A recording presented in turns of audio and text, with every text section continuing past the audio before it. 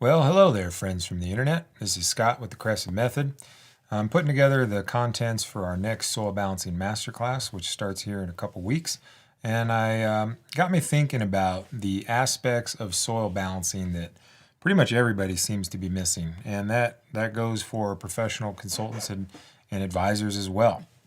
And so one of the things that seems to be undeniably the most misunderstood aspect of soil balancing is what are we actually dealing with? And that was the wrong button. I apologize. There we go. Now we got the right button. So one part that everybody seems to be missing, and that even goes for some of the professional advisors of soil chemistry, is what are we actually aiming for as a target? And when you're dealing with soil chemistry, you're dealing with a weight by weight comparison. So it's the weight of the soil compared to the weight of the minerals in that soil, and that's how you derive a part per million. And there's a significant confusion, especially in the cannabis space, about what volume of soil are we actually calculating for when we're doing these mathematics. So oftentimes people will have a 4-foot by 8-foot bed that's about 18 inches deep, and let's just say for sake of math it's 1 cubic yard of total volume. It's not, but let's just say that.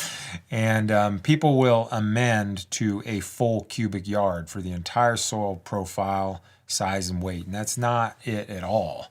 Really what you should be trying to do is thinking of it more from a square footage or a dimension of the bed by a given depth, right? And so in the context of engineered potting soils, so containers, beds, greenhouse production crops, things like that, we tend to see that a 6-inch depth is the appropriate amount to calculate for. And really what it comes down to is when you put minerals on top of the soil, you can only affect so much of that soil volume. You absolutely cannot affect 18 inches of potting soil by putting minerals on the top. So basically what happens is, if you're aiming for, let's say this is an 18-inch deep bed, if you're calculating the mineral requirements for a full cubic yard or the full soil profile, if it's an 18-inch deep bed, you're over applying by 3x because those minerals can only make it down to a certain depth. And what's fascinating to me is when I first came into professional consulting, I was a biology guy. I had to learn mineral chemistry along the way. And when I started learning this mineral chemistry, it was very difficult because the information just was not around, which is one of the reasons why I've built this class. It needs to be more accessible for more people to learn this math and do these mineral recommendations. But early on, I used to rely on other advisors to do the soil chemistry math for our professional projects. Every single one of those people would calculate for the entire depth. If you go through that process and you calculate the mineral amendments needed and you apply them based on a full 18 inches of depth, the first soil test follow-up should indicate to you that that was a well overshooting of the goal, right? And so with the concept of potting soils, lightweight media, you really can't affect the top 6 inches of soil. Now, in the case of native soil, so in-ground, now if this was a 30-inch wide by 100-foot long in-ground market farm, well, if you're not tilling those minerals in, you're only going to be able to affect the top 4 inches of that soil because that soil has a greater density. It's harder for those minerals to penetrate deeper into that soil profile. So in the case of native soils, not tilling it in, you're going to calculate for a 4-inch depth of the dimensions of your beds to a volume consideration. And if you're going to be tilling those minerals into a native soil, then you can oftentimes affect maybe 6 or 8 inches. So it depends on what type of equipment you're doing, how deep of a tillage you're doing. If you're using a smaller, like maybe a BCS tractor or some sort of handheld walk-behind tiller, that's probably going to really only get down 4 to 6 inches. If you're doing some sort of tractor-drawn disc, well, you're probably now going to be down in the 8-inch depth. And so you need to calculate the mineral amendments needed for the depth of the soil profile that you can actually affect. So you need to take that into consideration because the trend is most people are radically over applying minerals because they're calculating for this full soil depth. So first thing that we're going to do in this process of amending soil with minerals is we're going to determine the depth that we can affect with that soil. So native soils not tilled 4 inches, native soils tilled 4, 6, maybe 8 inches. If you're dealing with potting soils, it's almost always a 6-inch depth.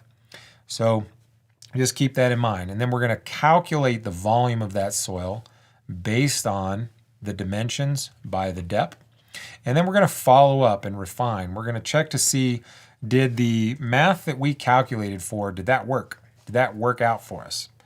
Or did it not? And it's pretty clear when you follow up immediately after an amending what happened, right?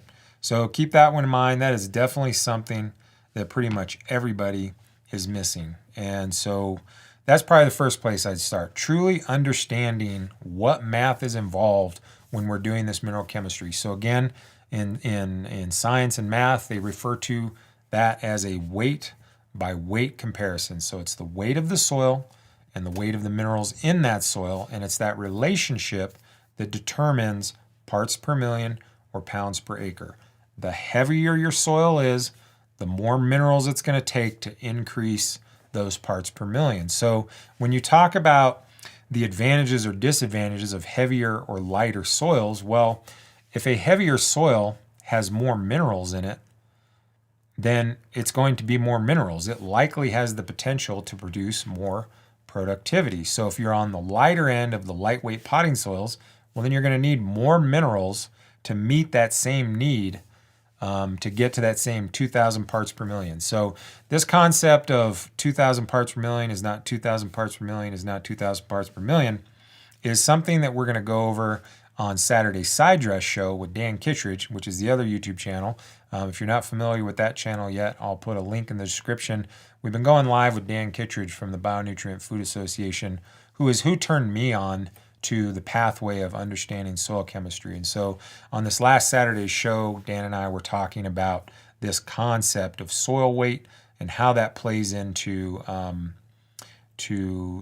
very simply the quantity of minerals in that soil. So not this Saturday, but next Saturday. So let me see, that would be the 27th. So it looks like January 27th is the day that Dan and I are going to go over what happens when you change the soil weight and how that affects mineral nutrition. So I hope that makes sense.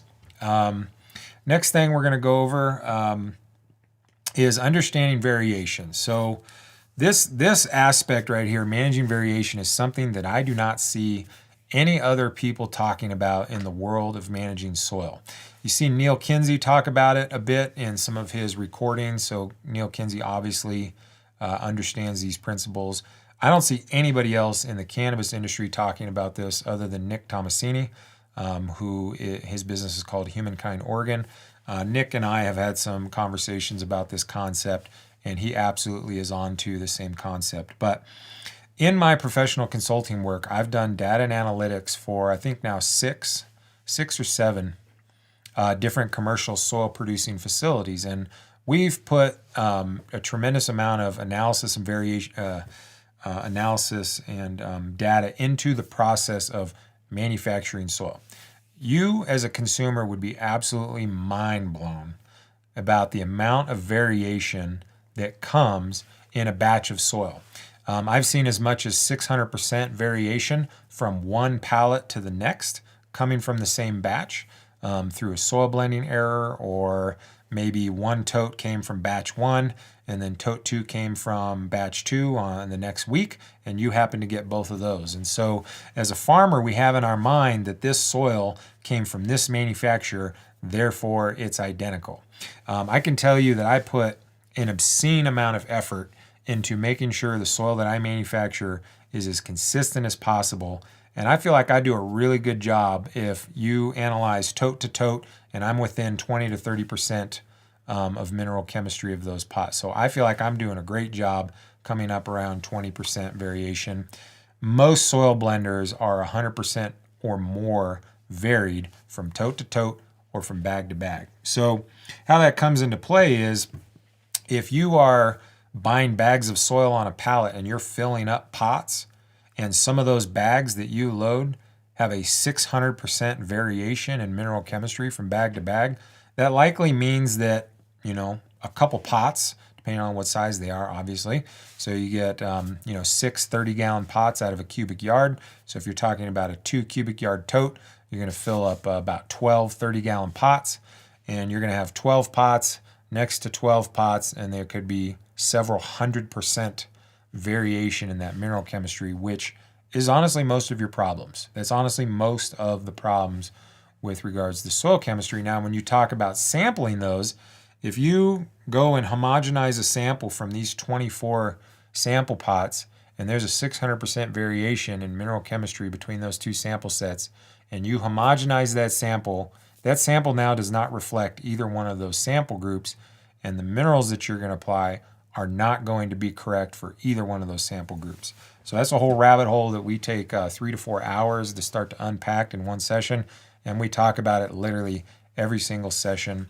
And in our soil balancing class, we meet for 8 sessions. So it's a lot of conversation about managing variation. So the general bullet points are your soil is often remarkably varied, and most of what farmers do actually makes that worse, right? So the way that we make that worse is by randomly putting minerals on some pots but not others. It's really common when people get into mineral chemistry and applying amendments that they don't dispense them evenly across their rows or beds or from corner to corner on their farm. So again, you're magnifying variation.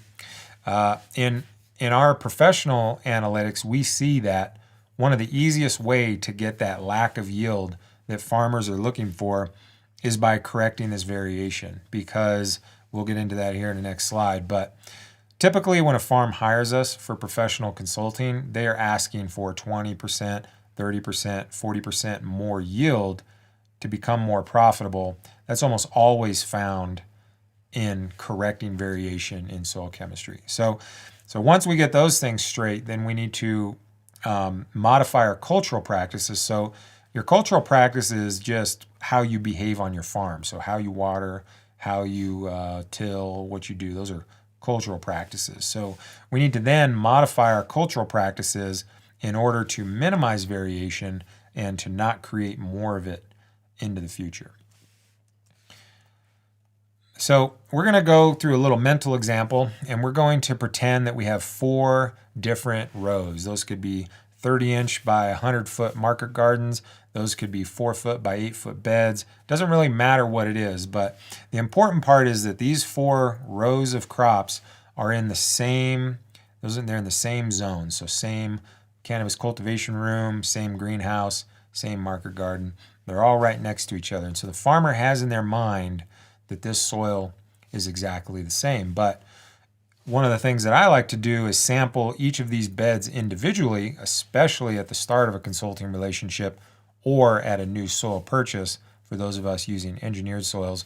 And we're going to do a mineral analysis of every one of those beds, and we're going to adjust them specifically to their own soil test report.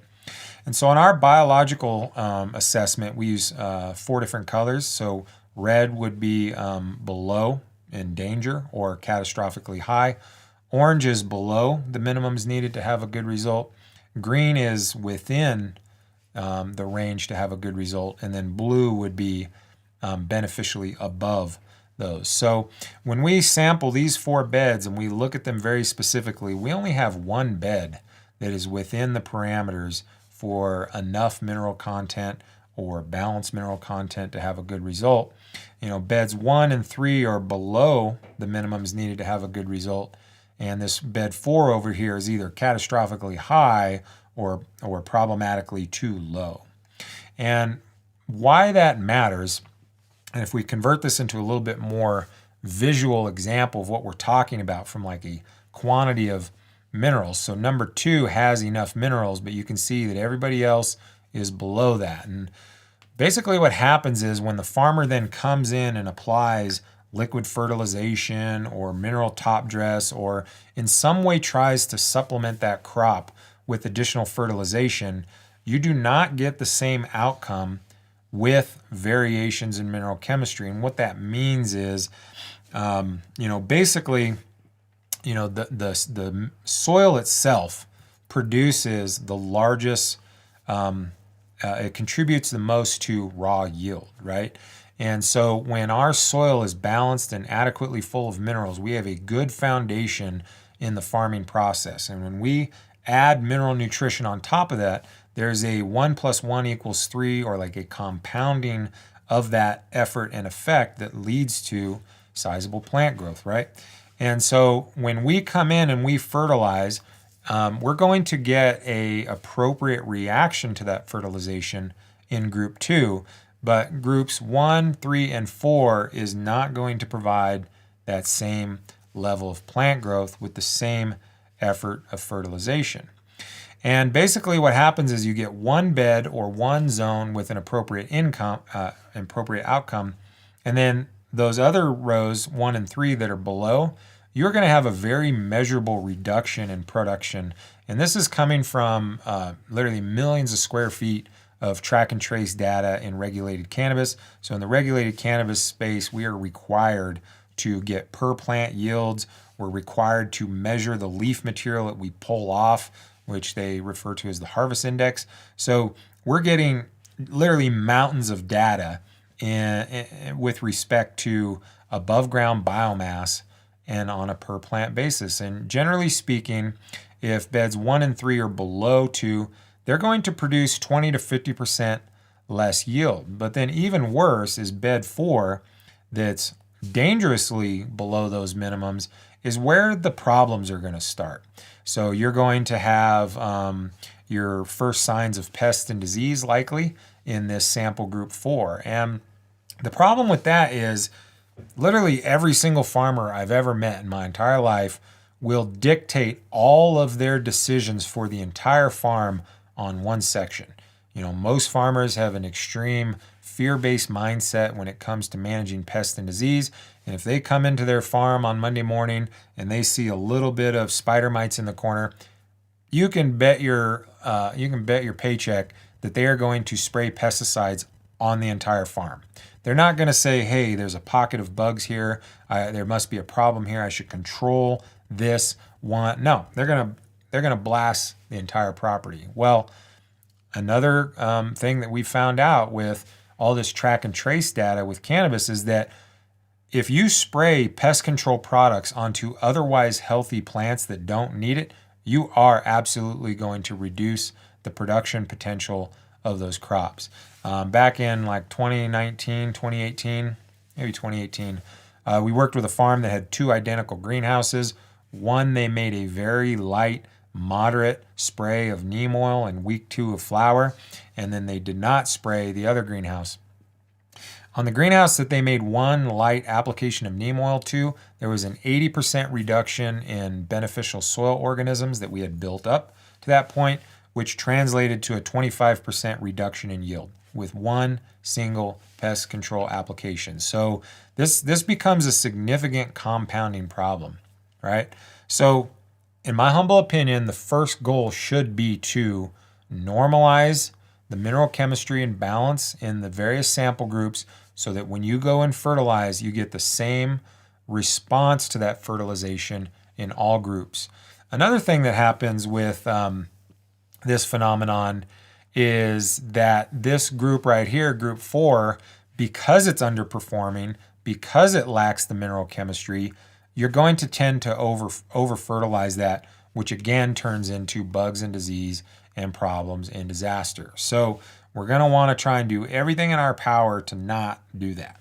My personal opinion is to not do any IPM products on the regular. That's become a new trend in the last handful of years.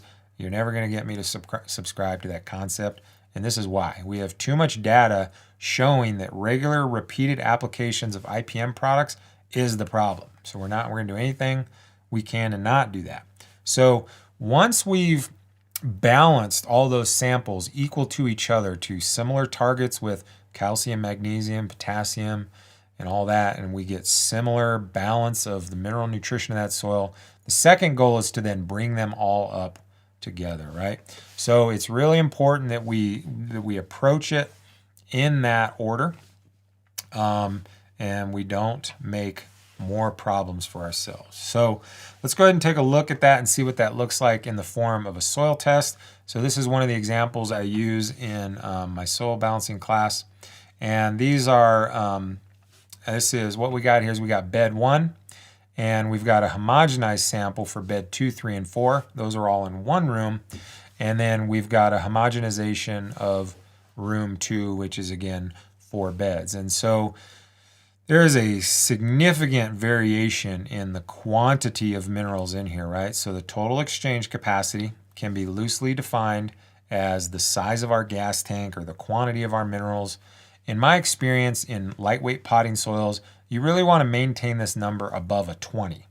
10 is basically what you get when you combine 1 part compost, 1 part peat moss, and 1 part aeration. So this is basically no minerals applied, and you basically need twice that. So bed 1 was doing quite well in this sample group, but beds 2, 3, and 4 were suffering from a little bit of spider mite damage. And when we come down to this dark gray stripe, this base saturation, this is the balance of what's there, which in some respects tends to be more important than the quantity of minerals there. So bed 1 is not only adequate in its mineral chemistry, we have close to ideal ratios.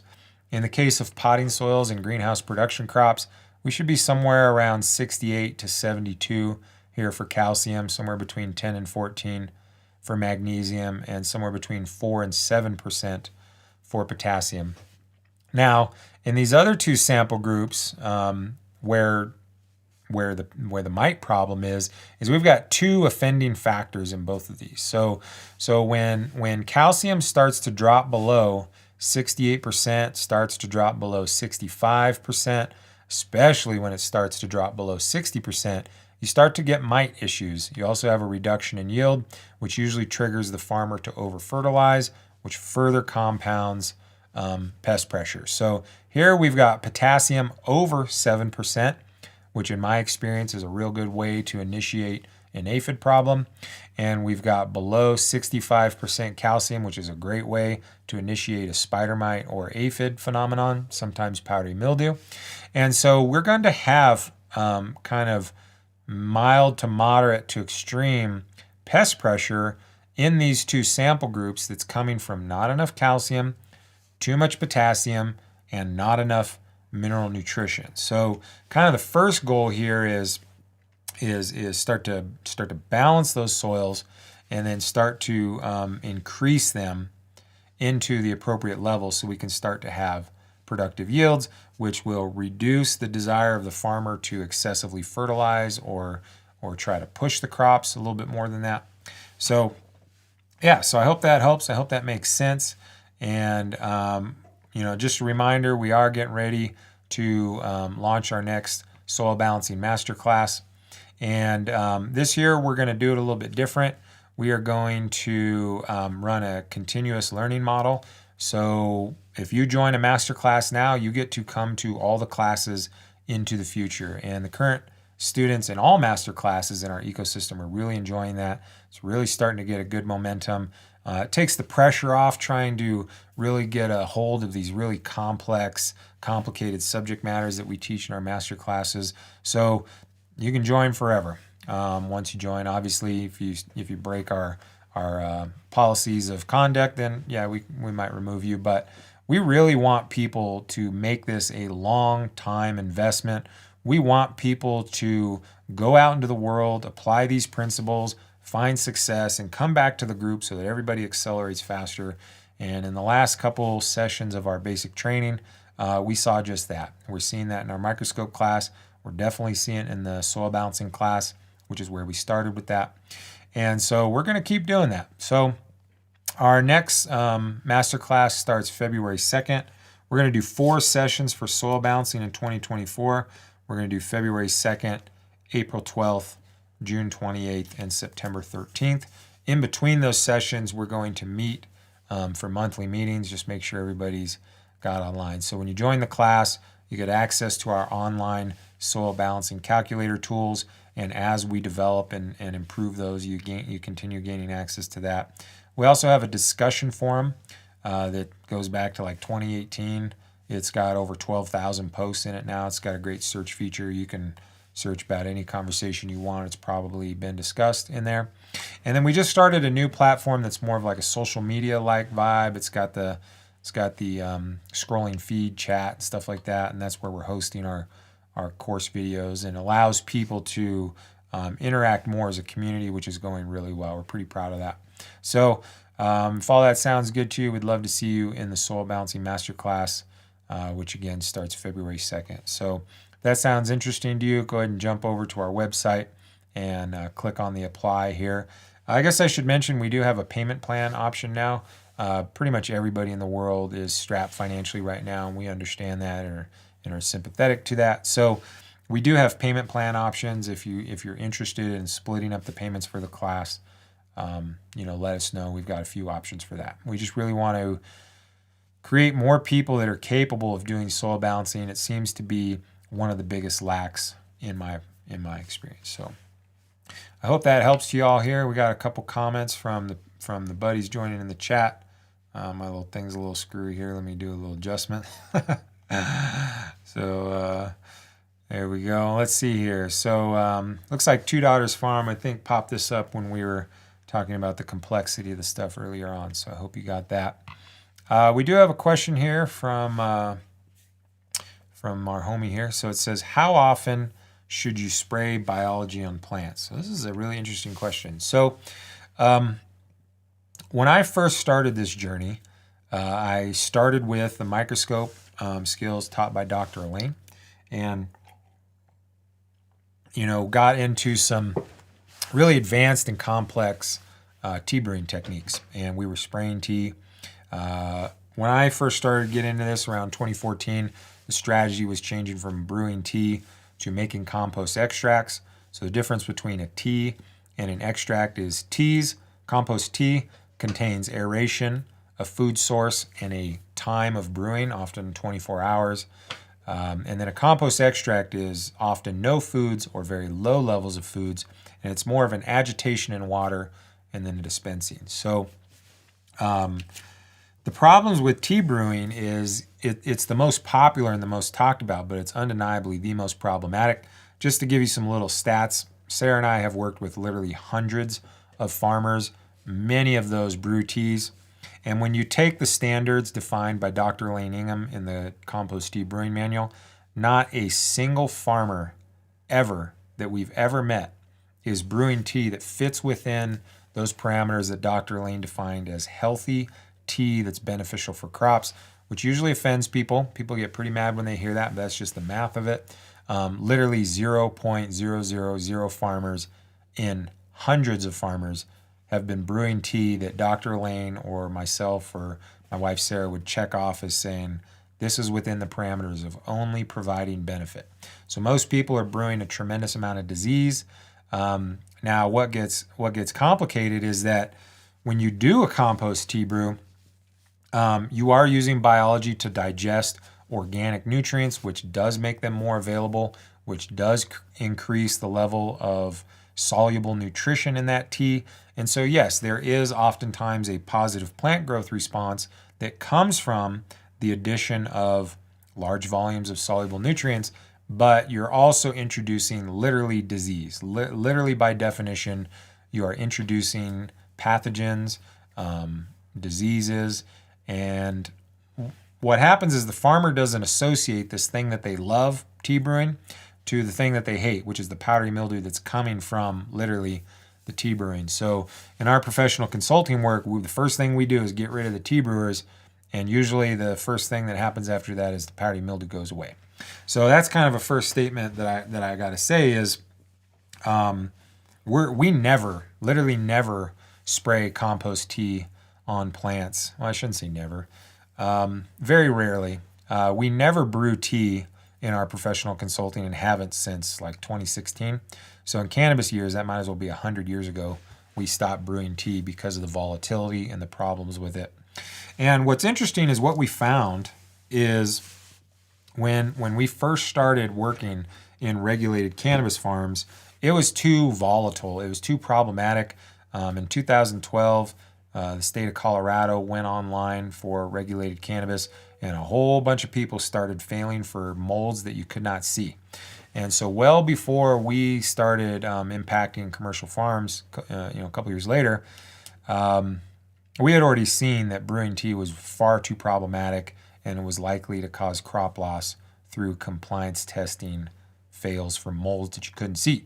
So when we first got into our very first commercial cannabis facility between 2014 and 2016, we were already not brewing compost tea. So we just knew that it was a very powerful tool that we were capable of doing, but when we were teaching other farmers that process, things would change throughout the year and they would start to create disease in their tea brewing tank. So what's interesting is we removed compost tea brewing and switched it for compost extract, which is applied to the soil.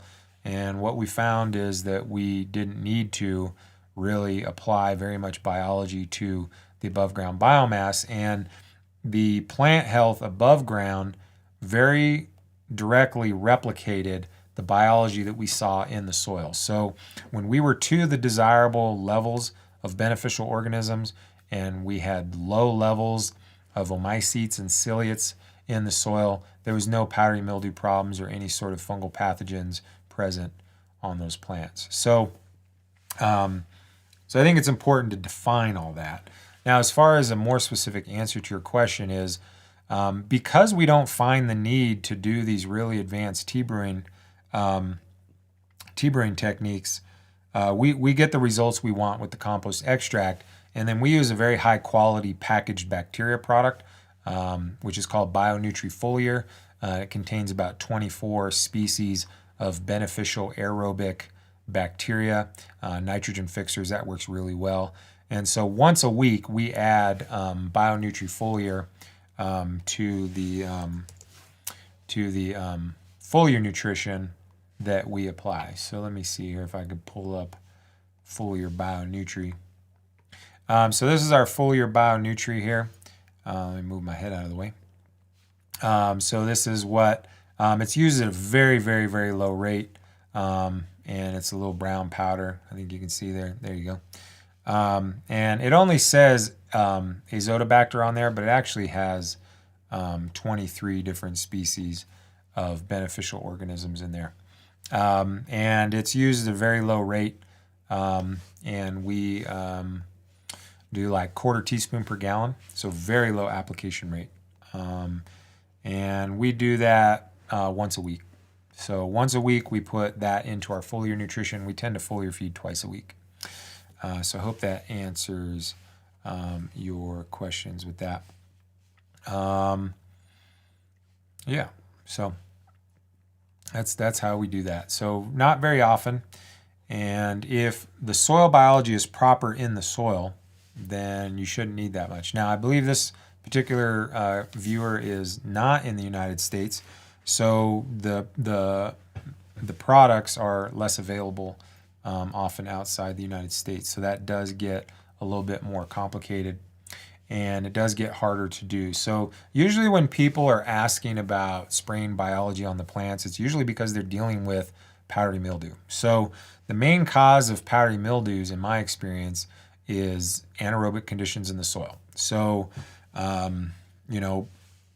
although it's extremely popular right now, all this natural farming stuff, one of the best ways to make uncontrollable powdery mildew is the recipes on natural farming. And it's because of the problems with the IMO. When you take rice and you put it into nature, you're literally harvesting disease. And then the process for using that IMO magnifies that disease. And then you put that disease on your plant, and then your plants get covered with powdery mildew. So that's a big problem right now.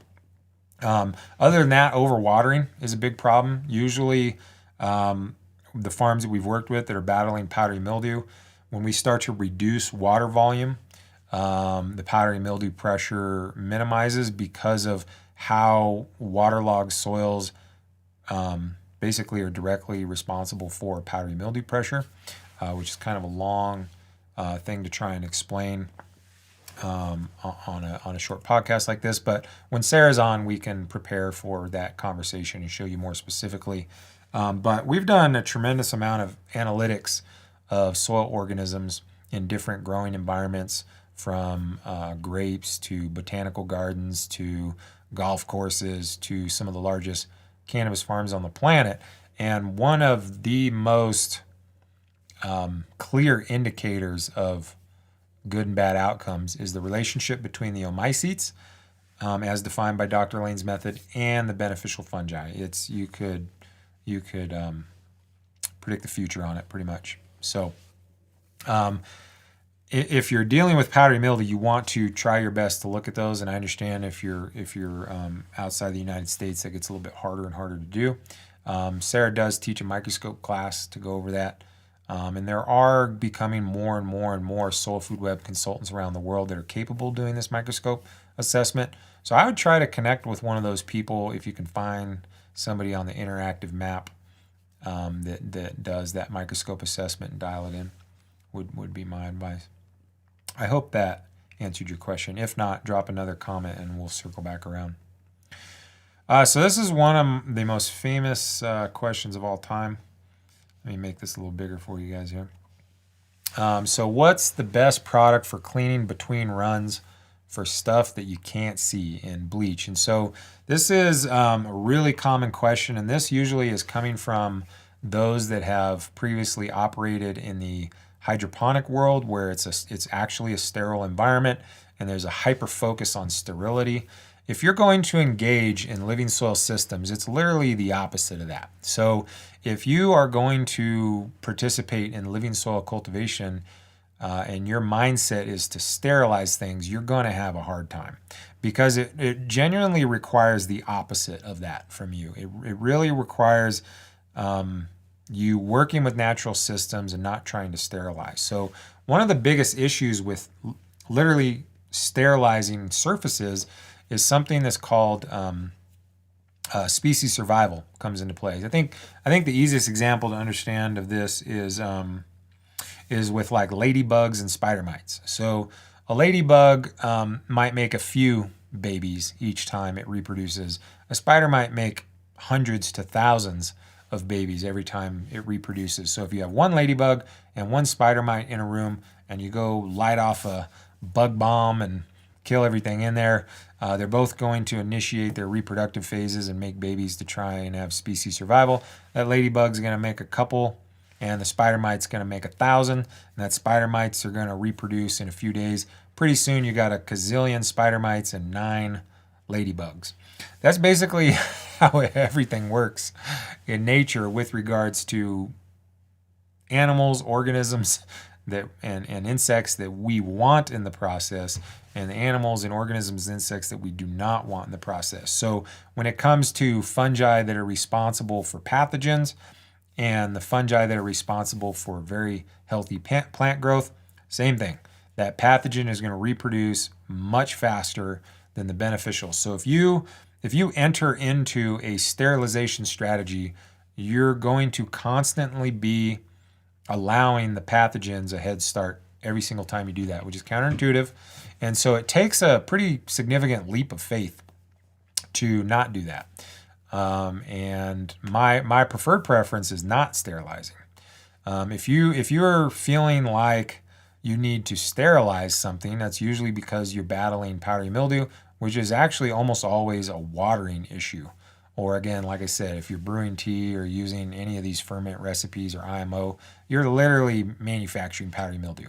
That's just the math of it. So you got to knock all that shit off, and get a good biologically complete compost. Get actual forest organisms into your soil. Build up those reserves. Water them in a way that allows the beneficials to proliferate, and then there's no need or desire to try and sterilize things. So I hope that helps. And just kind of, just anecdotally, we've worked with a tremendous amount of regulated cannabis farms literally around the world at this point. So we've worked in every state that has legal cannabis, and we've worked in most countries that have legal cannabis. And for the most part, they're going through similar compliance testing parameters. So they're almost always tested by very similar things. And most countries that come online and states are now copying what California did. and that's where I come from. So we've seen a tremendous amount of compliance testing, and the farms that really want to use Sanidate and man, what's all that stuff called? All those hard surface hydrogen peroxide base perioxidase, whatever that toxic stuff is. The farms that use those the most have the worst results. And I'll say that as a blanket statement. The farms that try to sterilize everything and constantly clean out the lines, of all our sample sets, they get the worst results.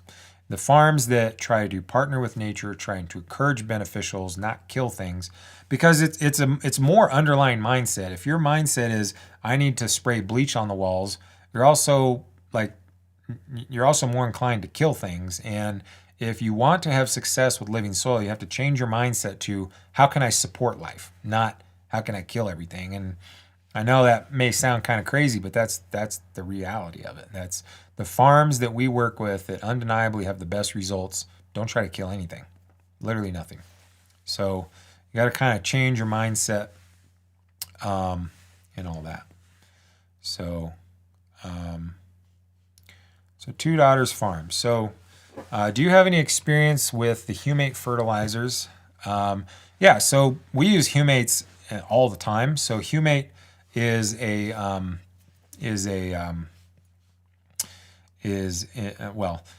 should be a natural occurring acid produced in nature, so humic acid. So humate tends to reference more like the powders that are scooped up out of the earth. Sometimes they're extracted from leonardite, which is like coal basically, and those are kind of the least desirable forms. You really want to get your humic acids from compost or good quality humic acid product. We're big fans of fulvic acid as well. And so humic acids are the largest organic acid produced in nature. Fulvics are next smallest, and then fractionated acids are next smallest. And, it's something like 10,000 fulvic acids make one humic acid as far as like size of molecules. So humics are massive, massive molecules, and it's a bunch of open particle sites to hold on to minerals and organize minerals, and then the biology comes and starts to break those down. So it's an important part of organizing mineral nutrition in the agricultural process. One of the products we use, Keystone 75, has humate powder in it. That goes in every one of our fertilization recipes. So we're putting a little bit of humate powder in every single fertilization recipe we do. And they all range in quality. It's hard to say which ones are good, which ones are bad. But there have been some studies done with different samples from mined humic acid products, and some of them are not that beneficial, and some are fantastic.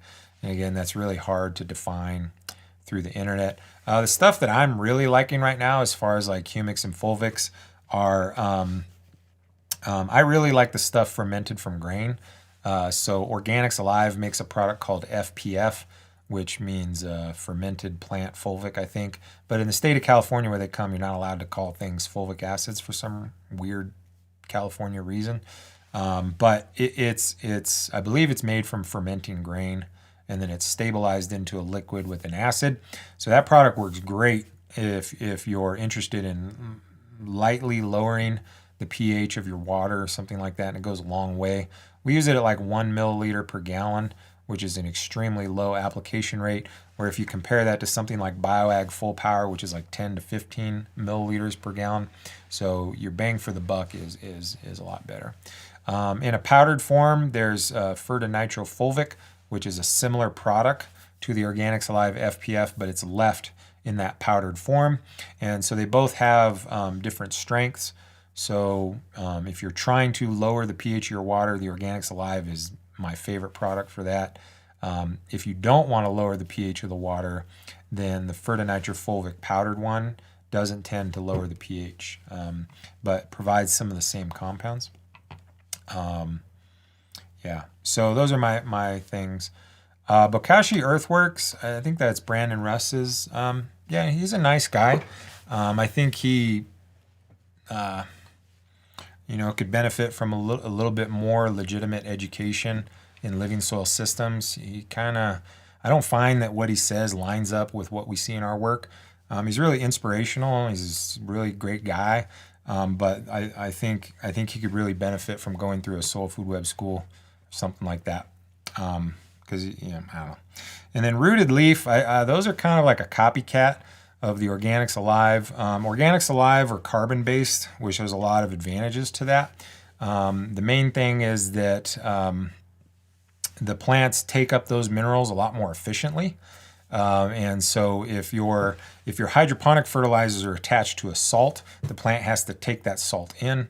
And if your fertilizers are manufactured and attached to a carbon, then the plant uses carbon in every single cell, from what I understand. And so if you're attaching that mineral to a carbon, it takes much less energy to assimilate that nutrition, and we see that significantly with the Organics Alive products. I think Rooted Leaf is trying to capitalize on that carbon base, and I get asked those a lot. It's going to be really hard for me to leave the Organics Alive powders. I got a pretty good relationship with Todd and Eric. They've been incredibly supportive to our entire journey. They've come to every single workshop I've ever put on, and not to promote, or not, they're legitimately interested in what we're doing, and they want to have their ears tapped to what the market's doing. And so the three, I have a great relationship with Todd. I deal with Todd more often than Eric, but every kind of interaction I've had with them is fantastic, and they've been really responsive to our input. So we've participated a lot in the development of the Organics Alive soluble powders, and those products kind of came out of the earlier conversations that the three of us had about what organic cannabis really needed at that time. And when we were having these conversations, 2017, something like that, I think, somewhere around there. I basically said, they came to one of the large farms I was working with, and we had a conversation. It was like, what do we need to really blow past hydroponics? And I said, what I really need is the ability to more finely tune nitrogen, phosphorus, and potassium without bringing a bunch of fish hydrolysate and really thick stuff like that. And one day they popped up with these powders, and that was the ticket, boy. We've pretty much been setting records and everything ever since. So I'm pretty quiet about what I do with those products. Maybe I'll be a little bit more open in the future, but as of now, it's a significant advantage for our students and clients and network. And then so there's the three basic products: the VN, which is a 10-2-2, the vegetative nitrogen, which I use through all phases. I don't keep it to just the vegetative phase. It actually has a lot of ammoniacal nitrogen, which is the bloom form of nitrogen. Even though it's called veg, it actually has a good bit of both forms of nitrogen, and that's an advantage moving into flower that people don't really know about. And then they have the transition in the bloom. And then through this interaction and relationship that I've got with Todd and Eric, we developed the VK, which is just the potassium, and the VP, which is just the phosphorus. And, Athena and all that stuff's really popular right now, but we whoop that ass with the OA powders. It's not even close. There's no measurable impact on flavor. We can, somewhat aggressively fertilize with no negative detriments. I do believe you need to match that with calcium and magnesium. So I don't use just those powders. I use CalMags, I use calcium and boron, I use trace minerals. So I use it as a tool in my full supplement and my approach to full fertility. Yeah. So yeah.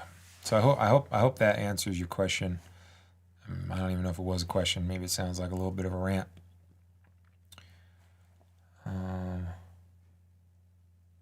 I'm not sure what you're asking here as far as the Cres of Blend. I've been using the Cres of Blend for cloning. Is that like I'm not sure. Maybe clarify what you mean by that.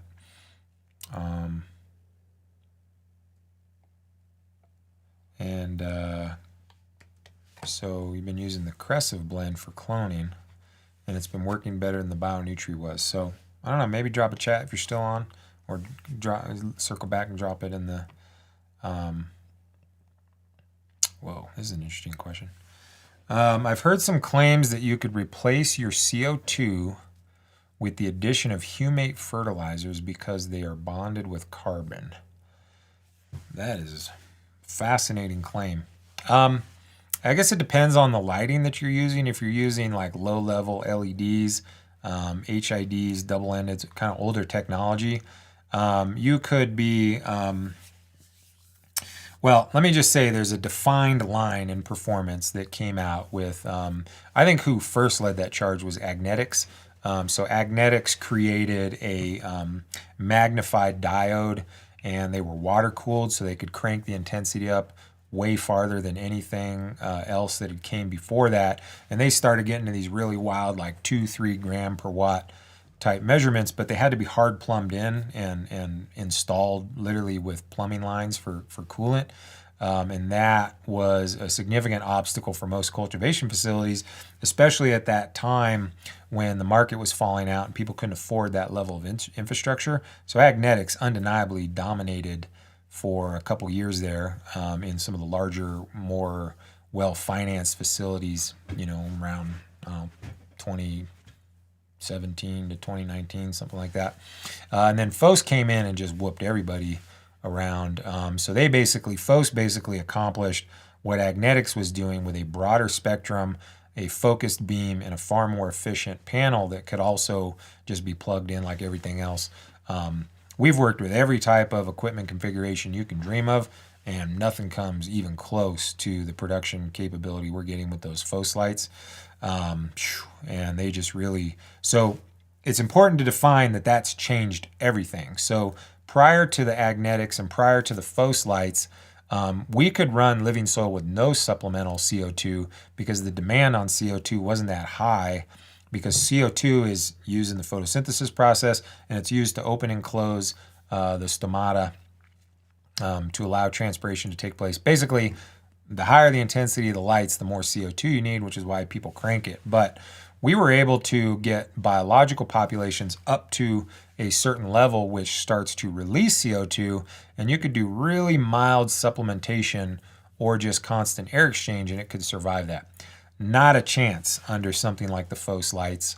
There's some other brands that are coming pretty hot.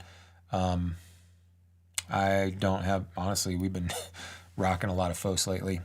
So I don't even know what the other ones are. HLG is doing pretty good, I guess. I can't remember what the hell is that other brand. I can't think of the other brand, but still, they're a long way from what FOS is doing.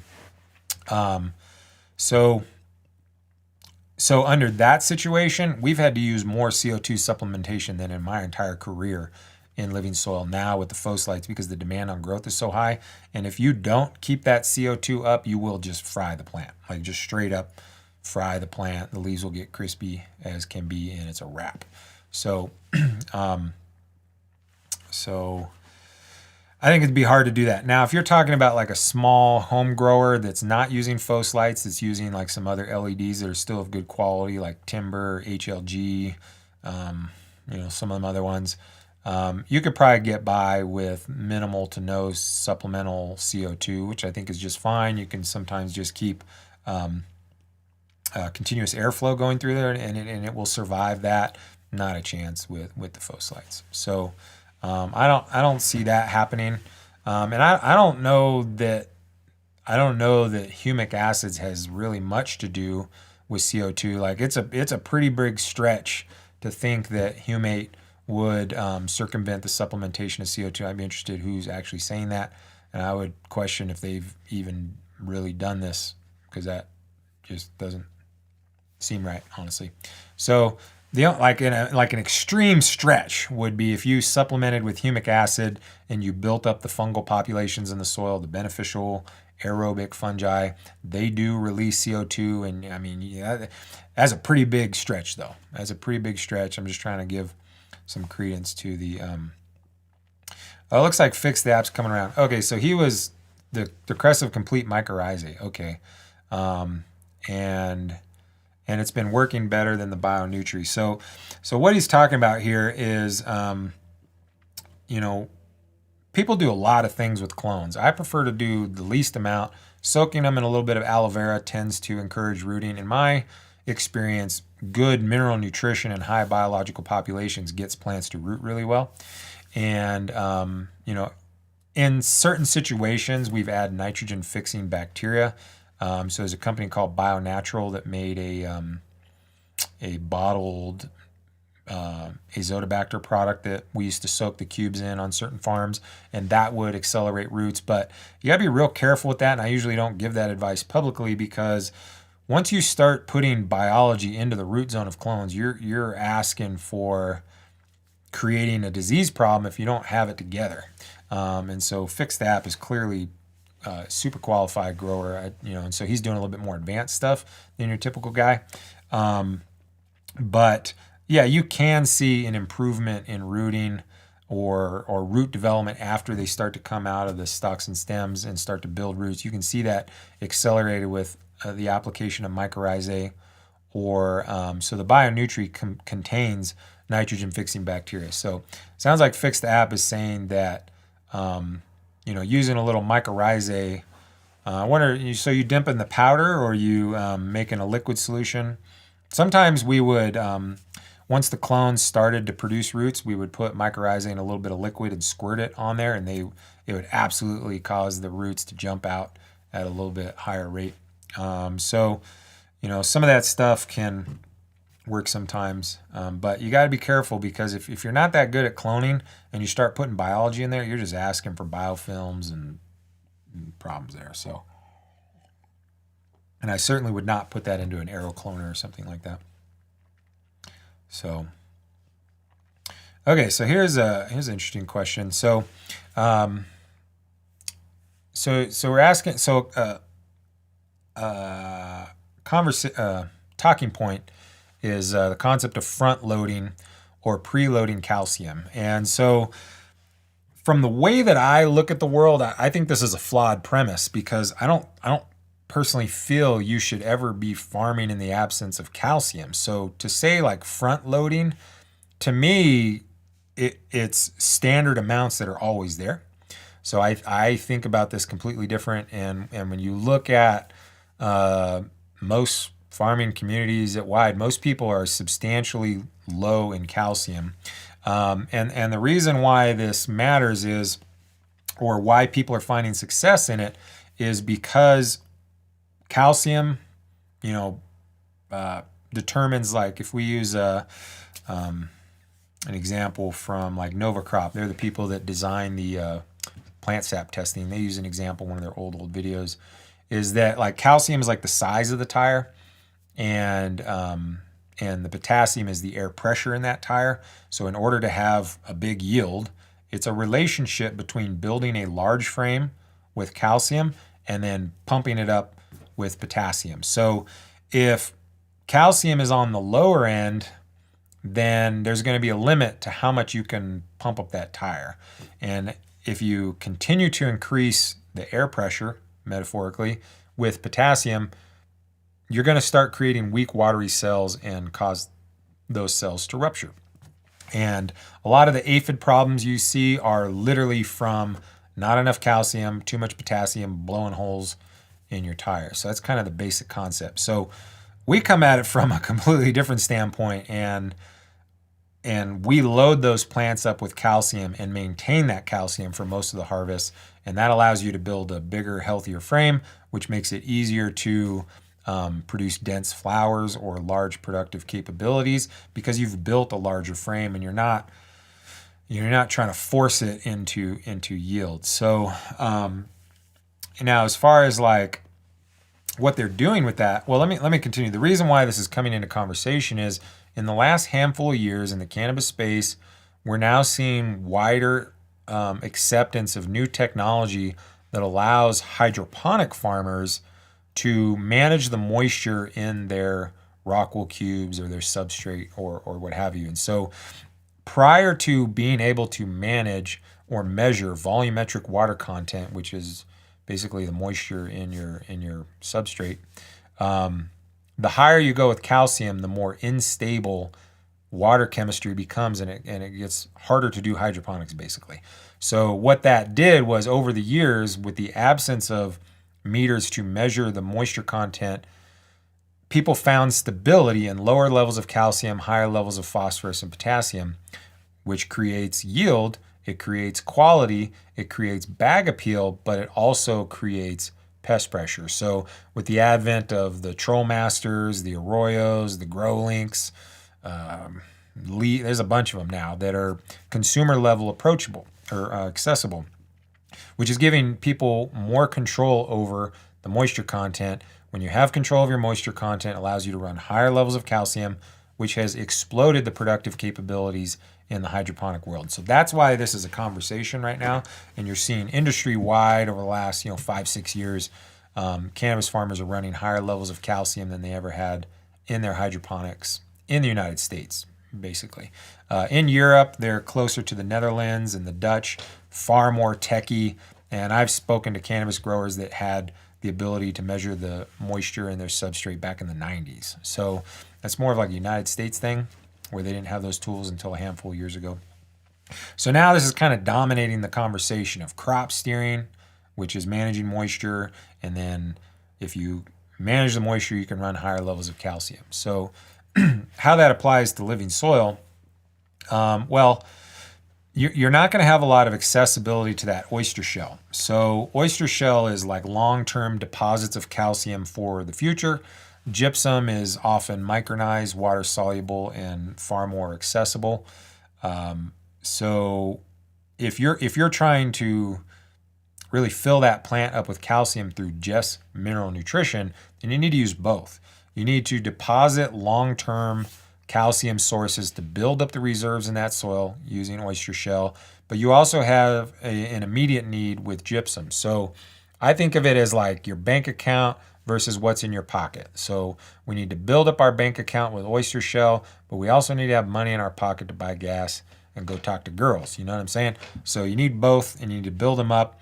And if you diversify those sources of calcium, it gets even better. So, I use 2 to 4 different sources of calcium, make that 5, I guess 2 to 5 different sources of calcium on every single mineral recommendation I do.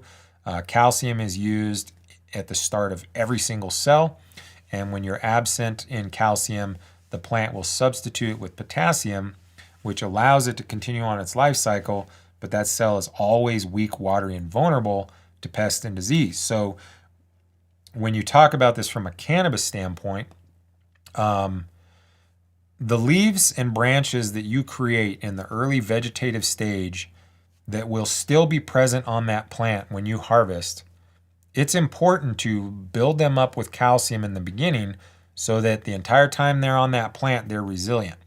If you don't have adequate calcium at the front, right, if you're not loading with calcium at the start of the life cycle, then the plant is going to substitute that cell building with potassium, and then that cell is going to be vulnerable to pest and disease the entire time it's on that plant. So that's why it's important.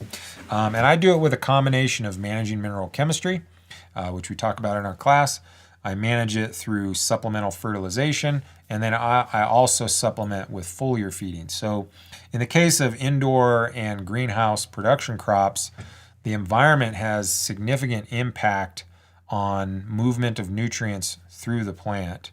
And calcium seems to be one of the most radically impacted. That's why you also see a hyper focus on vapor pressure deficit, or the VPD chart, which does not apply very well to living soil. The chart is completely off for living soil.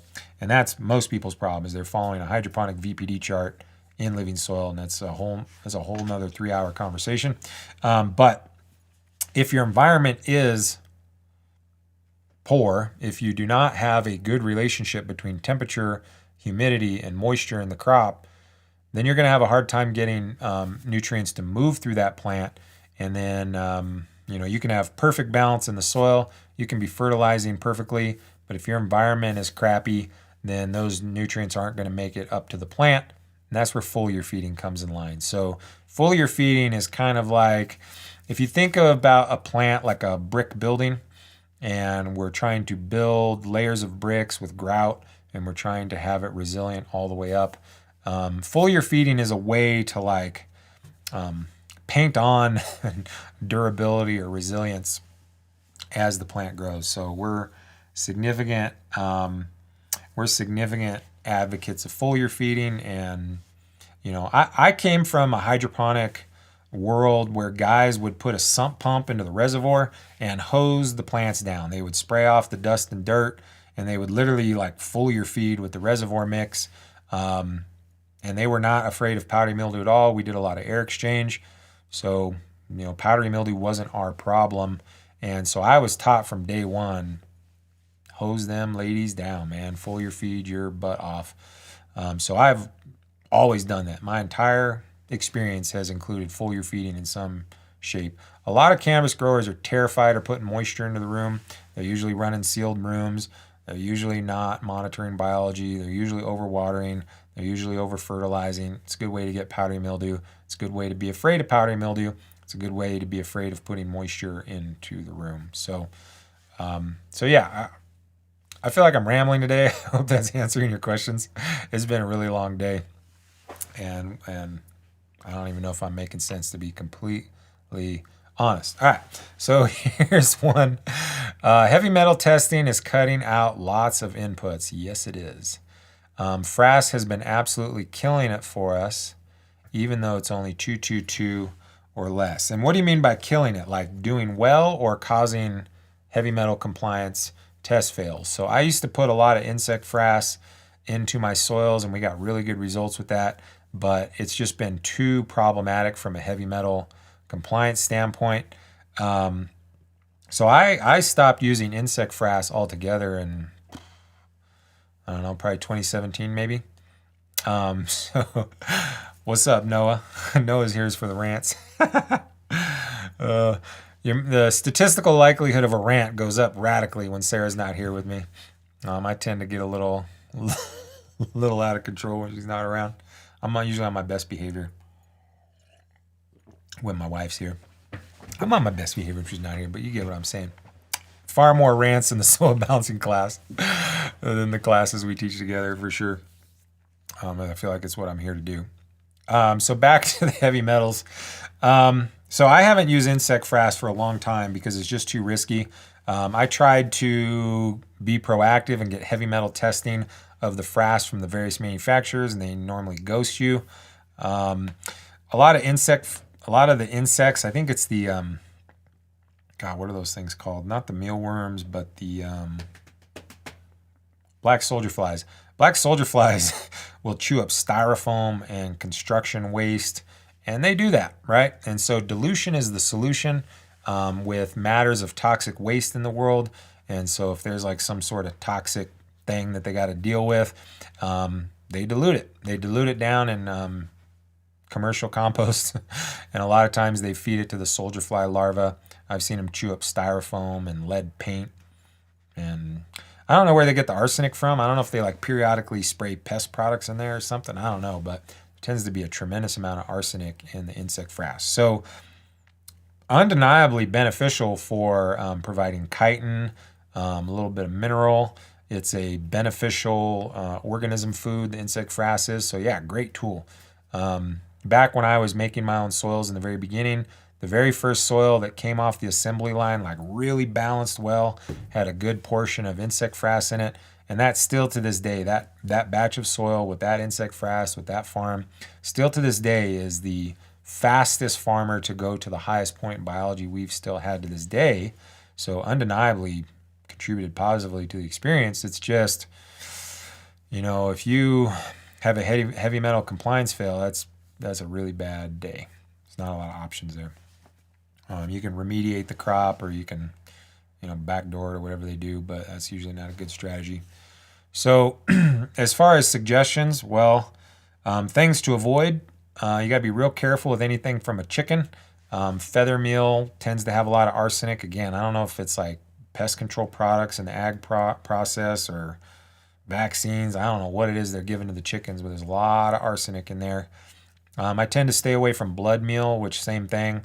The way they gather the blood meal is they literally like squeegee up the slaughterhouse floor. So you get a lot of like soaps and pesticides and insecticides and all kinds of nasty stuff with the blood meal. So I avoid that. There's a soft rock phosphate called Fertoz, Fertoz. That stuff is so full of heavy metals, it's magnetic and it sticks to the magnet on the soil mixers. You probably don't want to mess with that stuff. Soft rock phosphate can be dodgy because all of the minerals stick to phosphorus to get into the plant. So phosphorus is kind of its own little mineral magnet. Tends to run in veins near heavy metals, I guess. So you got to be careful which soft rock phosphate you use, and you got to be careful with how often you use those products. But there's a little bit of heavy metal in kind of anything that's scooped out of the ground. So it's more about, when you talk about it from like a regulated cannabis standpoint, it's more about managing the volumes of the products you use, and starting with a soil that's low in heavy metals. Undeniably, the biggest contributor of heavy metals to the process is in the compost. Again, it comes from construction waste. They demolish a house from the 1920s and they feed it to worms, and then you get like tremendous amounts of lead in the compost. So dilution is the solution. So hopefully, oh, here we go. I'm saying Frass is doing well. Well, you're playing Russian roulette, so I'd be careful with that one. And it is black soldier fly, which, like I said, those dudes will eat styrofoam and dead bodies and who knows what else. I don't even know. So yeah, my advice to be, if you're enjoying using Frass, know that it can very well be a significant issue, and you're going to want to try and buy it in a large enough volume that justifies a heavy metal test for it, which is usually around $150, and then you want to retest that product every time you bring it in. So you got to be careful with that stuff. So, and a little bit of thanks. And I enjoy this as well. So I do this for a living, but I also do it because it's my passion. So this is fun for me. It's been a crazy year for us. We got hit by a semi truck, and it's been hard to even just keep up with work, let alone live stream. And one of the worst consequences is the cameras and stuff used to make me super nauseous. I'm getting a little better at it. Starting to get a little nauseous now, but get through it. So, it's been hard to do this, but I do enjoy this. Obviously we're doing it for free, but, we want to see people be successful. So what's up, Martial Artist 2012? So here's an interesting question about, I hope you can see these comments. I forgot to do a background on them. Maybe I'll move it right in front of my shirt. There you go. You said you previously don't homogenize soil samples anymore. So when testing a 4x8 bed, you're doing it by quadrants, one sample per bed. So how do I recommend taking samples? So basically my process is, within reason, if you've got 6 30-gallon pots, probably doesn't make sense to test each pot. But in our commercial work, the cost of a soil test is always recovered in results. So it doesn't, to me, if you're in a 4x4 tent with a 4x4 bed, that $40 from that soil test tends to always come back in improvements in quality, productivity, and yield. So I do try to test each bed. So if you've got multiple 4x8 beds, I would tend to sample them separately. And then basically what we do is we balance those soils individually to a common goal. And then we follow up. If the farmer is dispensing minerals really consistently and that data is good and we're following directions well, it usually takes about 2 to 3 rounds of testing for that, for me to get those soils into a very common point. And then once they come to that common point, you can then move to homogenizing all those. And then you can do that for 2 to 3 rounds. And then it's best to go back to sampling separately or when a problem reveals itself. So soil chemistry is such a big thing, and there's so much variation that can come into the soil process. It's never just like one and done and it's perfect. You're working with this living system. So it's kind of a process of being very strategic, kind of zooming out and getting granular, zooming in and getting specific, tighten everything up, zooming out and get a little bit granular. Because, if you took 4 samples from a 4x8 bed, they'd probably be different. You could really drive yourself crazy revealing variation. It's like a fractal. The closer you get to it, the wider, the wider it gets. So that's basically how I do it. So start out being very specific, and then as variation reveals itself, or let's say we've got 20 pots and 5 of them look really bad, but they all look the same kind of bad. I'd probably homogenize those and then do good versus bad. It's a really good way to do good versus bad. Is a good way to find the answer. Oh, what's up? Marshall's at Smiley's Garden. What's up? What's up, Smiley? So, all right. Well, I hope you answered your questions. It's getting about to be my bedtime. Like I said, we're starting our next soil balancing class February 2nd. Love to see you in the class. We go for 8 sessions. It's basically 30 hours of instruction, and we get it all done. So it's pretty cool for me to see the students that are coming out of that class now. There's a few of them that are now professionally advising for mineral chemistry, and that's one of my main goals. There's only a handful of people doing this. We need more people that are capable of providing this service. I have a limit to what I can do. I can only do so many per day, and that ultimately ends up being like the internal needs of our consulting. I do have people that come periodically, small home growers and whatnot, that I've been working with for a while, and that's a good time too as well. But they're like, I can't even scratch the surface of the actual need. And what I personally see, this is my personal observation of the market, is especially in cannabis, you're seeing the markets tighten, you're seeing profitability go down, and the farmers that will emerge from that process victorious are going to be the people that are paying attention very closely to their process, that are consistently doing soil sampling. And so you're going to start to see a rise in the number of farms that are doing this data, that are less kind of winging it. Unless you're a hobby grower. If you're a hobby grower, you can wing it all you want. If your bills need to be paid with the production from that farm, I say this in the most polite way possible, but I don't see you being financially viable too many years into the future, and you're gonna need to pay attention to mineral chemistry and manage it in order to maintain viability. And what you're seeing is, what I'm seeing is farmers that are very closely paying attention to that. They are undeniably blowing away those that are not paying attention. Like it's not even close. So that will start to catch fire, and it's kind of been this weird trend, especially in living soil no-till world, like to dismiss testing. It's like a badge of honor to not test. That may be what you want to do with your life, but what I see is those farms are going out of business. Like they're getting stuck in the tar pits with the dinosaurs. They're going to make a monument about the people that once tried to wing it. You know what I mean? So I'd really advise you, if you're a farmer, do some quality soil testing, either with me or somebody else that's capable. One of the students would be my advice. I say this in the most polite way possible, but I don't see really good mineral recommendation advice coming out of the cannabis space. It's mostly focused on the saturated paste test, which is a losing strategy in living soil. You're never going to have the success you want managing saturated paste test. And what ends up happening is you end up over fertilizing and creating significant bug problems. What people don't understand is if you're managing for the saturated paste test, you're missing the most important part is how these things change over time. And so you could be managing a soil perfectly for several months.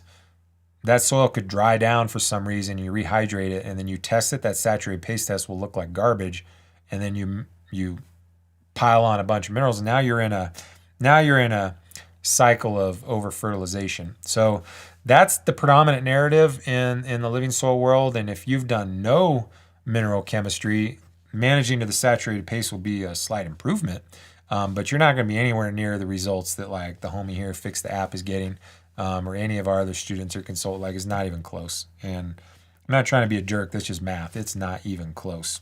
Kind of what most people are doing and what we're seeing in our consulting and with our students. So let's see you all there. And well, hold on, let me answer this. There was a recycle here. Let's see. So, oh yeah. So I guess I didn't answer that part. So when you go to make a sample of a bed, you want to examine the top 4 to 6 inches and try to be consistent. Don't take like a deep scoop here and a shallow scoop here.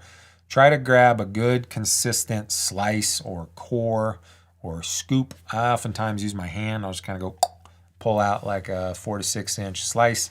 And then you want to put those into a clean bucket that did not previously hold fertilizers or other mineral nutrients, because those will get stuck to the plastic bucket and they'll mix into your soil.